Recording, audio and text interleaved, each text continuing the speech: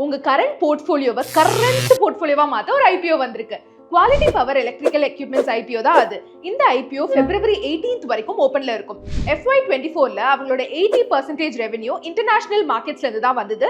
அவங்க 100 கண்ட்ரீஸ்ல பிசினஸ் பண்றாங்க. So long distance managing அவங்க ரொம்ப நல்லாவே பண்ணுவாங்க. குவாலிட்டி பவர் ஷார்ட் டர்ம்ல எதுவும் பண்றது இல்ல. எனர்ஜி டிரான்சிஷன் வேர்ல்டோட லாங் டர்ம் கமிட்மெண்ட்ல இருக்காங்க.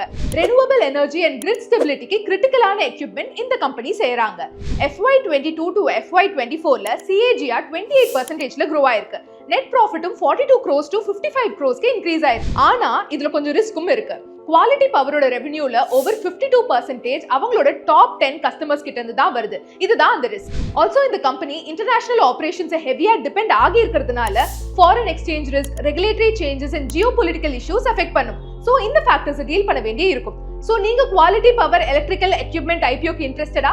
கமெண்ட்ஸ்ல சொல்லுங்க. அண்ட் இந்த வீடியோ உங்களுக்கு பிடிச்சிருந்தா மறக்காம லைக், ஷேர் அண்ட் சப்ஸ்கிரைப் பண்ணிக்கோங்க.